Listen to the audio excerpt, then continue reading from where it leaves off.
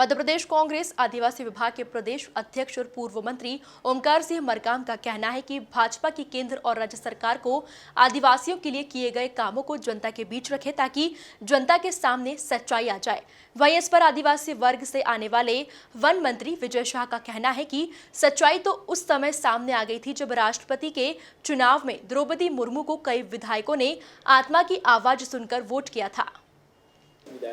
वो बीजेपी के साथ आ रहे हैं। देखिए, भारतीय जनता पार्टी के जो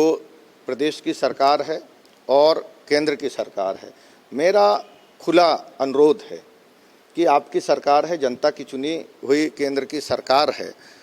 प्रदेश की तो जनता की चुनी हुई नहीं थी, आप लोग जुगाड़ करके आ गए हैं।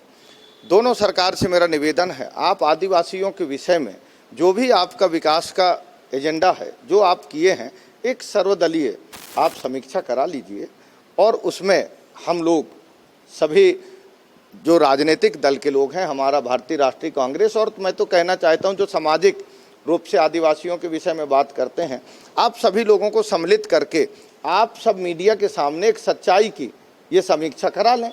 और जब सामने आएगा, अगर सच्चाई है तो हम उसको स्वीकार करेंगे और नहीं है तो माननीय प्रधानमंत्री जी, माननीय मुख्यमंत्री जी, सच्चाई के साथ आप परिचित हों और आदिवासियों के हित में आप कदम उठाएं। आज पेयजल की समस्या,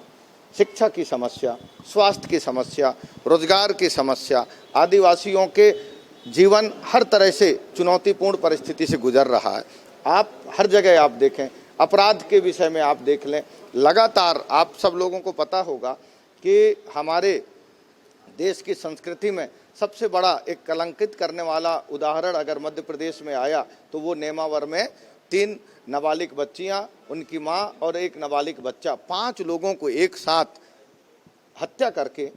उन्हें एक गड्ढे के 12 फीट गड्ढे में एक ही जगह दफनाया जाता है। क्या प्रधानमंत्री और माननीय मुख्यमंत्री जी इस विषय में जानकारी देना चाहेंगे कि ऐसी आप कहीं उदाहरण आपके इतिहास में या कहीं मिलता है? तो ये जो परिस्थिति है, चाहे आपका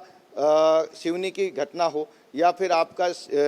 नीमच की घटना हो या फिर अभी आप लगातार देख रहे हैं 9 अगस्त के दिन जब पूरे देश के नहीं दुनिया के अंदर सभी आदिवासी संगठित होकर के आर्थिक, सामाजिक, राजनीतिक विकास की बुनियाद पे उत्सव के साथ कार्यक्रम कर रहे थे, तब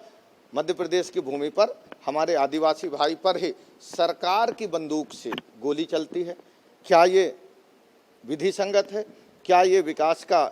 इनका यही एजेंडा है? तो बहुत विषयों में तो मेरा खुला चुनौती है कि आइए, आपके जो आदिवासी नेतृत्व करने वाले हैं,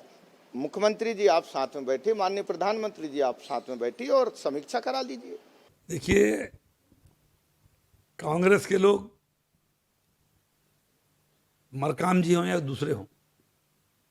वो खुद अपना घर टटोल लें। दूसरे पर एक उंगली उठाने के पहले आप ये देखिए कि कितनी उंगली आपकी ओर उठ रही। उनके कितने आदिवासी विधायकों ने कांग्रेस पार्टी का कहा नहीं मानते हुए देश के सर्वोच्च पद पर हमारी द्रौपदी मुर्मू को वोट दिया, कोई छुपा हुआ नहीं। क्या हम ये माने मरकाम जी के बयान से कि उनकी पार्टी के वो लोग जिन्होंने मुर्मू जी को वोट दिया उनकी मति मारी गई, या उनमें बुद्धि कम थी, या फिर मरकाम जी में बुद्धि ज्यादा हो गई? ये तो बड़ा सोचने विषय है। मुझे नहीं मालूम कि उनने क्या सोच के कहा,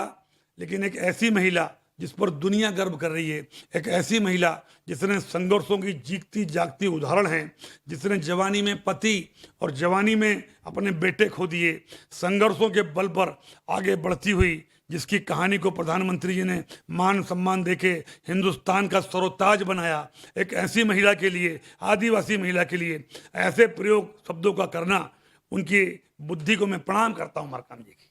आप संदेश तो देंगे उनको? देखिए, संदेश देना मेरा काम नहीं, उनके नेता से ले लें। पर किस तरह से आप उनको कॉपी भेजेंगे उनके? मैंने कहा ना कि अगर मुर्मू जी को समझना है, मुर्मू जी के मर्म को समझना है, मुर्मू जी के जीवन दर्शन को समझना है, मुर्मू जी के हिंदुस्तान के लिए विजन को समझना है, तो देश की आज़ादी की पूर्व संध्या पर देश की राष्ट्रपति ने जो जनता के नाम में संदेश दिया है, उसकी मरकाम जी को हम कॉपी भेजेंगे। अभी ये पढ़ लो और समझो कि उस लेडी का विजन क्या है।